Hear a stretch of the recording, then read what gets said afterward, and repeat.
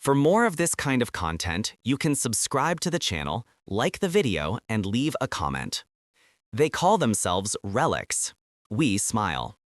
Admiral Cervera watched the tracer map and ordered a slow, contemptuous exhale. Across the chamber, flags trembled in recycled air, and the projected feed showed a single contact, a small blip, stubborn and wrong, sitting 28 light minutes inside the no-jump zone. The council labeled it impossible, the map labeled it an insult.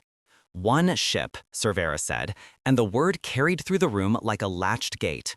A relic, primitive, a throwback. He tapped the console. Counters flicked. 67 patrol craft, launch vectors green. The screech of seals. Protocols older than half the room's admirals spun into motion. They liked that, the ritual of superiority. Doctrine comforted them. Doctrine masked rot. Across the bay, Vice Admiral Hano laughed without sound. "They'll fold," she said. "Energy fire will cook that husk. We'll process survivors. We'll parade their ornaments." The word process tasted of prisons and ceremonies. It fit the Senate's appetite. They had seen nothing yet. Mockery came easy. The projection flicked closer. The blip did not flicker with panic. Sensors listed contact signatures, mass, hull profile, thermal variants. Nothing matched known human schematics. That offended dignity. It required explanation. It required contempt. Cervera ordered the first volley. He spoke numbers like benedictions. Full energy focus, 3-point rotation, stick to doctrine. He raised a hand and 90 seconds of warm, decisive bliss passed as a raise charged. The room hummed with the confidence of history. On the bridge feed, an officer read the live counter aloud. 1,900 officers viewing sector. It was a stout audience. Theater sharpened their cruelty. They were safe behind numbers. They imagined bright ruin. They imagined that the ship would shiver, that sails of plasma would paint it in shame, that debris would blossom like confessions across the void. They prepared sound bites about primitive hubris. The Senate liked simple words: relic, primitive, processing. Those words wrapped cruelty in neat binding. Then the volley left the array in a motion the admirals could recite in their sleep. It was perfect. It was beautiful. The beam hit the contact and nothing dramatic happened. The feed recorded a cascade of overlaid metrics. Energy delivered, system draw, comparative loss. Numbers scrolled, efficiencies printed in thin font. The Admiralty's smiles chilled as digits rearranged their certainties. The volley reproduced itself in the data and returned a new calculus. Absorption percentage higher than theoretical limits. Deflection windows closing faster than doctrine predicted. They watched numbers become accusation. Not ours to panic. Hano's eyes narrowed. "Report," she said. "Absorption 71%, the officer said. "Secondary bleed minimal. No hull breach." Silence cleaved the chamber. Mockery soured into unease. This was a mild rebuke.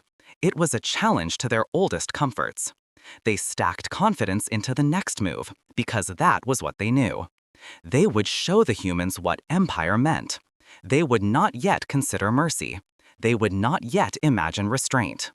9 admirals leaned forward, voices thin with hunger for spectacle. The doctrine would be vindicated. History would tape their names. Process, punish, display. They rehearsed the words. They did not yet understand that efficiency could be a weapon against expectation. They did not yet know mercy could be a choice after dominance.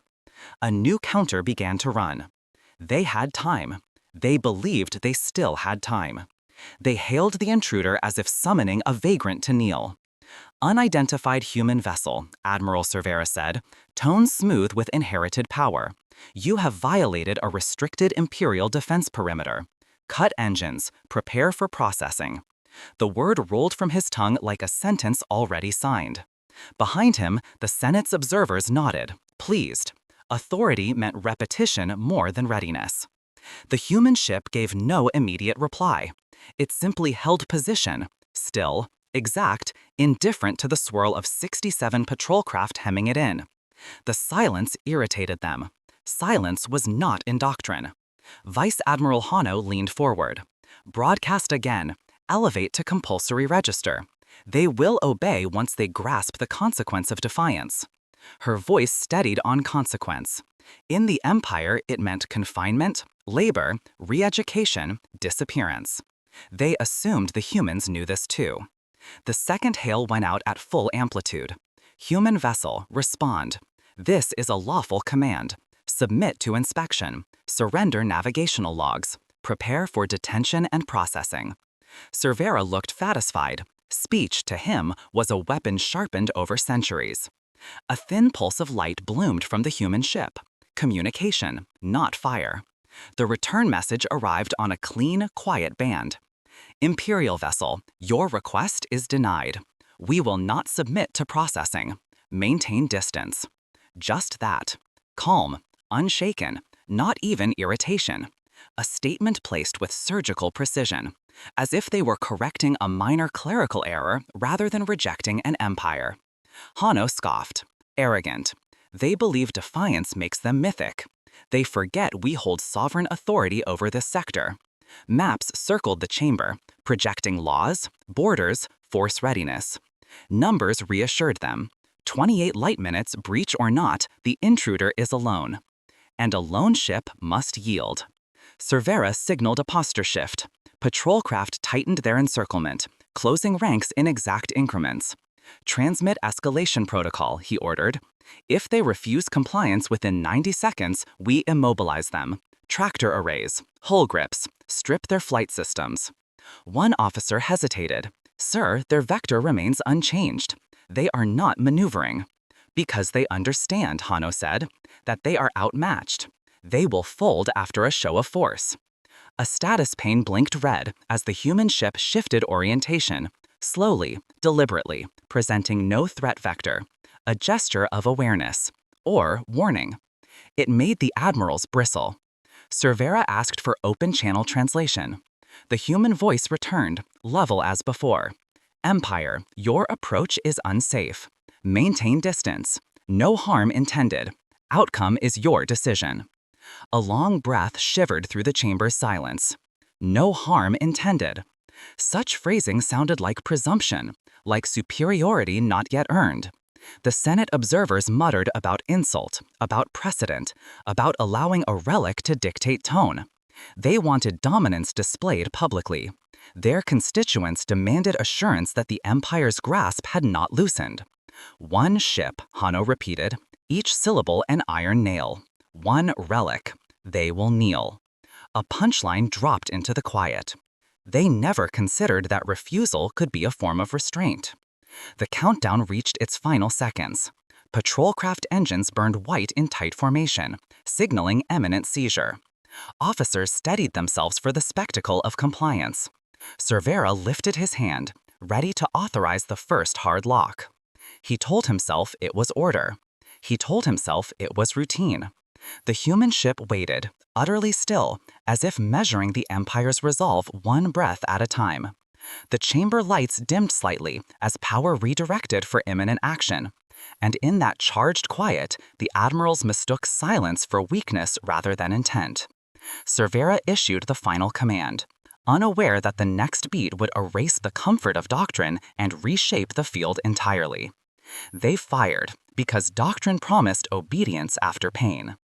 The Imperial arrays discharged in flawless synchrony. 6 banks flared, linking into a single concentrated lance of energy meant to shear hull and spirit alike. Admiral Cervera watched the firing graph rise, each bar taking upward toward predicted yield. This was the Empire's. Certainty made visible, measured, rehearsed, absolute. The beam crossed the 28 light-minute gap as a tight, disciplined burn. Officers leaned forward. They expected collapse. They expected surrender. They expected a relic cracking open on command. Instead, the human vessel met the blow without maneuvering. It simply accepted the strike. Sensors recorded the impact in stark numerals. 71% absorption, 22% redirected bleed, 7% dissipation into a controlled thermal envelope far cooler than theory allowed. No rupture, no shield flare, no spike of distress. Just a quiet, statistical refusal to be harmed. The chamber fell still. Vice Admiral Hanno's lips parted, not in awe, but in insulted disbelief. "Run that again," she said. "Your calibration is off." The officer reprocessed the feed. Numbers reappeared unchanged, their indifference cutting sharper than defiance. The human hull, matte and unadorned, showed a faint ripple, nothing more than a surface acknowledgement of energy consumed. A punchline flickered across the silent map. Impact registered, damage absent. Cervera felt doctrine groan under its own weight. For centuries, the Empire had treated humans as backward outliers, stubborn, brave, limited. Their earliest vessels used alloy mixes the Senate mocked. Their FTL curves were quaint. Their weapons were kinetic fossils. None of that prepared him for a ship that swallowed a concentrated barrage and returned metrics that mocked their assumptions. "Cycle a second volley," Hanno ordered, sharper now. "Higher amplitude. Force them to reveal true shielding." Arrays charged again. Patrol craft shifted formation, maintaining the narrowing ring around the intruder. 67 craft watched with predatory patience, unaware that the prey was studying them in turn. The second volley struck. Sensors spiked, then recalibrated. 73% absorption, 19% redirection, 8% dissipation. Marginally more efficient under heavier load, as though the vessel was learning mid-strike. "What technology performs like that?" Cervera said. He didn't mean to ask aloud. No one answered. The feed zoomed on the human hull. No visible emitter arrays, no glowing shield nodes, no plating distortion. Their ship behaved less like a machine resisting force and more like a system reinterpreting it. A quiet statement arrived on open band, the same serene tone as before. "Imperial vessels, cease fire. Your volleys are unsafe. We wish no conflict, but further aggression will compel defensive actions." Defensive actions. Not threats, not promises. A conditional mercy extended without fear. Hanno bristled. They presume they can dictate conduct. "They just absorbed 2 full volley lances," an officer whispered. "At this range, that should have." "Silence," Cervera snapped, though he felt the same fracture spreading behind his ribs. The admirals looked again at the data. The numbers did not gloat. They simply existed, calm, efficient, undeniable. And in that stark precision, the Empire felt something it had not felt in generations. The shape of an equal, or perhaps something more. The human vessel held its position, waiting, unthreatened, as if offering one final chance for restraint. Cervera studied the stillness and realized the next order would decide whether doctrine bent or shattered. He chose escalation. They moved before the Empire finished its breath. One moment the human ship hung in disciplined stillness, the next its drive bloom sharpened to a needle of white gold, vectoring that sensors first misread as an error. Then numbers stabilized, and the room inhaled as a single line of text flashed. Acceleration, 12.4 G sustained. No Imperial vessel in 3 centuries had crossed half that figure without tearing pilots into paste. The patrol ring, 67 craft arranged in doctrinal symmetry, was built for intimidation, not endurance. Their formation assumed predictable enemy limits the humans stepped past with clinical ease. A shock line rippled across tactical. 12.4, impossible. The ship cut inward on that burn, its trajectory a perfect thread through the patrol grid. Every micro-adjustment aligned with gravitational geometry so precise it rendered pursuit irrelevant. The formation collapsed on itself as craft scrambled to avoid collision, doctrine unraveling faster than orders could catch it. Admiral Cervera watched the elegant chaos with a stiffening jaw.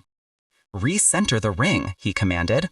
But commands meant little when human acceleration redrew the battle space every heartbeat. Patrol craft shifted too slowly. Their vector thrusters spat correction jets that only widened gaps the intruders slipped through like water navigating cracked stone. The human vessel passed within 900 meters of the inner screen, close enough that one pilot swore he felt its presence hum through hull plating. Not a strike, not a threat vector, just a demonstration of mastery. A punchline landed in the chamber like a dropped blade. Perfect discipline doesn't shout. Vice Admiral Hano's voice thinned. Predict their next vector. It was a brittle request. Prediction impossible, the officer replied. They're adjusting course every 20 milliseconds. Pattern appears anticipatory, like they're navigating future positions, not current ones. The human ship angled upward, riding its own inertial wake, and the acceleration held steady at 12.4 g, as if strain were a forgotten concept. Cervera knew what that meant: inertial dampening far beyond the Empire's cutting edge. Centuries beyond, perhaps, or something entirely different. More patrol craft veered aside, forming broken arcs instead of neat rings. Doctrine failed quietly at first, then loudly, then publicly. The human vessel slowed, only slightly, then threaded between two destroyer escorts so tightly that tactical alarms flared red across every console. The ship's hull never touched theirs. It didn't need to. The implication was enough. They could have shattered the escorts in that moment, could have rammed, mined, carved, crippled. Instead, they glided past without a single hostile emission. Cervera felt humiliation gather like static. They mock us, he said. No, the officer whispered. They spare us. The human vessel leveled out, positioning itself off the Senate flagship's forward axis, an angle that conveyed scrutiny rather than threat. The open channel pinged once, a message, short, clean. Imperial forces, maintain distance, do not pursue. We will not harm you if you disengage. Mercy, delivered without trembling or triumph. It tightened something in the Admiral's chests that fear could not. Hano clenched his fists. Their formation was shattered, their doctrine exposed, their authority dwindling in real time. And still the intruder held its fire, choosing restraint over dominance. He stared at the ship's vector signature, silent, precise, unshakable, and understood that the Empire had just lost the shape of the battlefield. The next decision would determine if they lost more. They struck only when the Empire forced their hand. Admiral Cervera, shaken by the collapse of formation, ordered the destroyer screen to advance. Lock them down, he said, voice clipped, pride running ahead of caution. 4 destroyers moved as one, heavy prows glowing with charge buildup. Their intent was obvious: overwhelm the intruder with massed fire, override its impossible agility, drag it into the gravity well of doctrine. The human ship issued a final warning on a calm, open band. Imperial destroyers, disengage, do not approach. Defensive response will be immediate. No threat, no emotion, just the last offered door. Mercy, delivered without trembling or triumph. It tightened something in the Admiral's chests that fear could not. Hano clenched his fists. Their formation was shattered, their doctrine exposed, their authority dwindling in real time. And still the intruder held its fire, choosing restraint over dominance. He stared at the ship's vector signature, silent, precise, unshakable, and understood that the Empire had just lost the shape of the battlefield. The next decision would determine if they lost more. They struck only when the Empire forced their hand. Admiral Cervera, shaken by the collapse of formation, ordered the destroyer screen to advance. Lock them down, he said, voice clipped, pride running ahead of caution. 4 destroyers moved as one, heavy prows glowing with charge buildup. Their intent was obvious: overwhelm the intruder with massed fire, override its impossible agility, drag it into the gravity well of doctrine. The human ship issued a final warning on a calm, open band. Imperial destroyers, disengage, do not approach. Defensive response will be immediate. No threat, no emotion, just the last offered door. Mercy, delivered without trembling or triumph. It tightened something in the Admiral's chests that fear could not. Colognes bristled. They presume they can dictate conduct. They just absorbed 2 full volley lances, an officer whispered. At this range, that should have.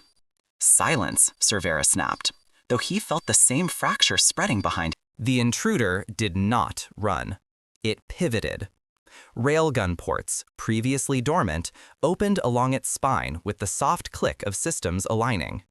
The chamber screens registered a synchronized burst of kinetic signatures, each round plotted to intersect precise structural weak points. A timer started automatically on the tactical overlay. 0.0 seconds. The first rail slug pierced Destroyer Vexus's forward battery, disabling its primary capacitor. 0.8 seconds. 2 missiles slipped free, maneuvering with uncanny intelligence, weaving through debris to strike the defensive nodes of the Arctail. Its shields collapsed in a clean, silent ripple. 1.5 seconds. A second rail burst shattered both dorsal turrets on the Koval Reach. 2.7 seconds.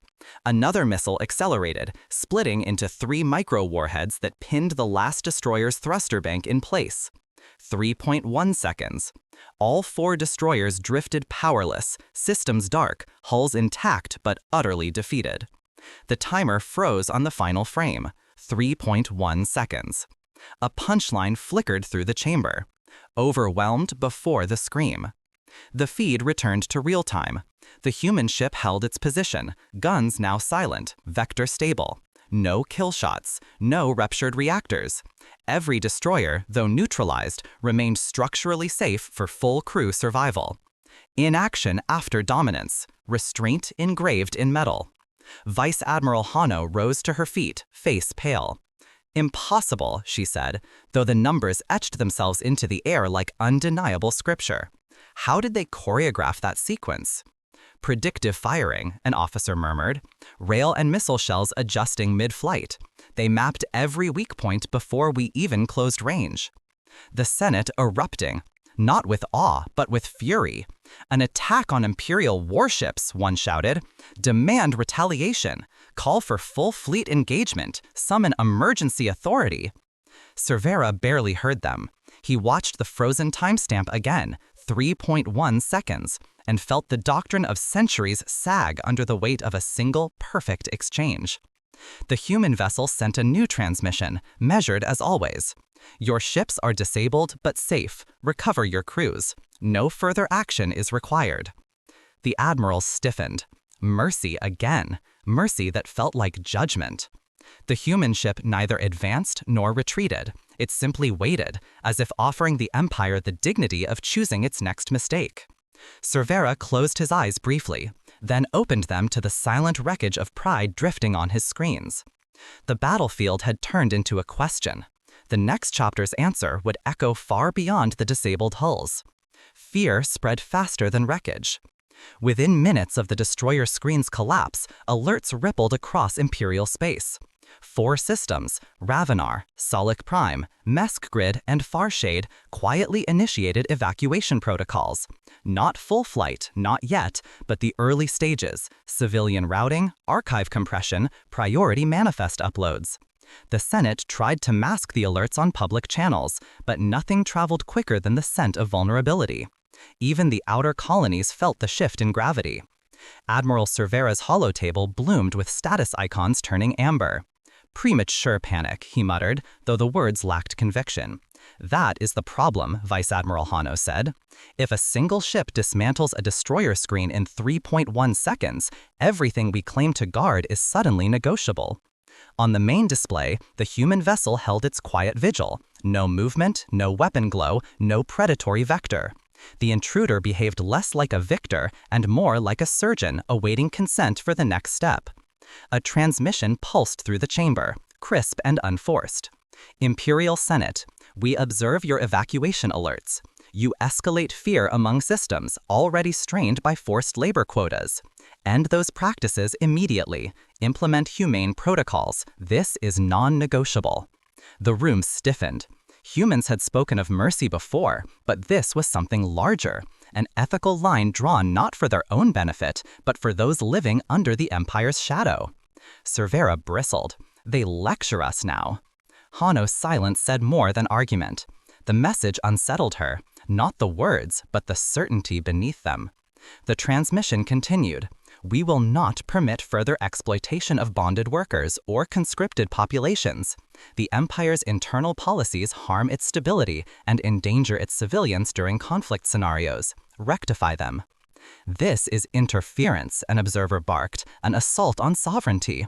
But sovereignty had cracked when railguns rewrote reality in 3.1 seconds. A punchline settled over the chamber like falling dust. Power fears judgment more than defeat. Cervera tried to regain footing. We will not be coerced by a single vessel. The reply arrived with the calmness of inevitability. We do not coerce. We clarify terms for safe coexistence. We do not harm the defenseless. We expect the same restraint from you. Those in the chamber who benefited from the Empire's bonded labor systems shifted uncomfortably. The humans had exposed their greatest moral rot with surgical simplicity. And worse by far, they offered no threat, only expectation. Silence pooled after the transmission ended. Evacuation icons continued flashing amber. 4 systems afraid. Not because they feared human conquest, but because they feared what the Empire might do in retaliation. Oppression bred instability. The humans had simply illuminated it. Hanno folded her hands. If their objective were destruction, every crew on those destroyers would be dead. Mercy is a weapon, Cervera said tightly. No, she replied. Mercy is a mirror. The human vessel remained motionless, awaiting the Empire's response with the same patience it had shown since the encounter began. Not pressuring, not advancing, simply present, an undeniable fulcrum around which the Senate's legacy now teetered. Cervera studied himself. The next stance he took would radiate across frightened systems and echo into whatever chapter came after this encounter. He exhaled once, thin and controlled, as the human ship waited for the Empire's first honest decision in generations. Rumors entered the chamber before the truth dared to. In the wake of collapsed destroyers and trembling colonies, the Senate demanded explanations that numbers could not soothe. Admirals whispered behind sealed doors, voices low, eyes drawn repeatedly to the silent human ship holding its patient station. They wanted to believe this encounter was an isolated aberration, an unlucky clash with a single anomalous vessel. But the intelligence officers carried different news. A courier stepped into the chamber, pale around the edges. There are indications, he began, that the humans did not arrive blindly. They may have leveraged the deep listening network. The room froze. Even Cervera straightened. The Deep Listening Intelligence Network, DLIN, was an internal operation so secret that only 9 senior military figures knew its full scope. A web of passive collectors strung along gravitational hollows and ancient comms ruins, it monitored subspace noise for patterns, weakness signatures, possible infiltration routes. It was not supposed to be known by any foreign power. Hanno narrowed her gaze. You're suggesting they accessed DLIN? That is impossible. Not accessed, the officer replied, outperformed. He expanded a scatter map. Blotches of blue marked strong Imperial coverage. Gaps marked known sensor shadows. A new overlay, thin, red, unsettling, appeared across the map. 44%, he said quietly. We estimate the humans have mapped 44% of our blind zones with precision, possibly more. A punchline cut through the rising dread. They saw what we couldn't see. Cervera stared at the overlay. The human vessel's improbable arrival 28 light minutes inside a no-jump zone now had context. It hadn't slipped through a crack. It had chosen a seam the Empire itself used for covert observation. How could they have done this? An observer demanded. Our listening network is unmatched. Hanno exhaled slowly. Unless someone else has listened longer. Whispers spread through the chamber. Rumors of a coalition, or something like one. Stories from distant sectors about human scout craft appearing exactly where sensor resolution faltered. Merchant fleets reporting silent escorts watching from debris belts. Even a tale of a convoy saved from pirates by an unseen force that fired once, precisely, and vanished. Cervera clenched his jaw. You're telling me this one ship, is just the visible piece? We cannot confirm that, the officer said. But the data alignment suggests preparation. They understand our voids better than we do. The Senate erupted, some shouting for retaliation, others demanding reforms, still others calling for an emergency shadow council. Panic tasted like loyalty turned sour. Meanwhile, the human vessel remained motionless, a quiet fact against all their noise. A new transmission arrived, brief, unadorned. Your sensor shadows endanger your people. Strengthen them. We will not exploit them further unless attacked. Not a threat, a courtesy. Hano rubbed her temples. Why warn us? Cervera answered without looking away from the map. Because they don't see us as enemies. They see us as predictable. The realization settled across the chamber. The humans had not merely outmaneuvered them, they had prepared for them. The network that listens had been listening to the wrong side. The human ship shifted orientation a fraction of a degree, a subtle motion that conveyed readiness, patience, and the weight of knowledge they had not yet revealed. Cervera felt the horizon tilt. The next move would decide whether the Empire confronted its shadowed gaps or drowned in them. Presence arrived before motion. Without firing, without advancing, the human vessel expanded across the Imperial tactical grid in a way no admiral had language for. The display flickered, once, then twice, as though reality itself were recalibrating. Then the numbers stabilized, and a new shade spread across the map, a soft, impossible gradient overtaking familiar blue. Presence bleed detected, 44% grid overwrite. Cervera blinked hard. That's not jamming. No, sir, the sensor chief whispered. It's coexistence. Their signal is occupying our channels without displacing them. The chamber dimmed as overlays stacked without permission. Human telemetry pulsed at the edge of every sensor return, threading through Imperial readings with quiet dominance. The effect wasn't corruptive, it was clarifying. Enemy vectors sharpened, background noise fell away. The Empire's own tactical blindness dissolved, illuminated by a presence they could not stop. A punchline burned across the upper display. They see everything. We see because they allow it. Vice Admiral Hano tried to speak, but her voice caught. For the first time in decades, doctrine offered no prescribed response. This wasn't an attack. This wasn't a hack. This was the simple, overwhelming reality of a system designed to be better. And then the kinetic signatures appeared. 9 red pips, each tagged to the personal security corridors of 9 admirals, blinked into existence.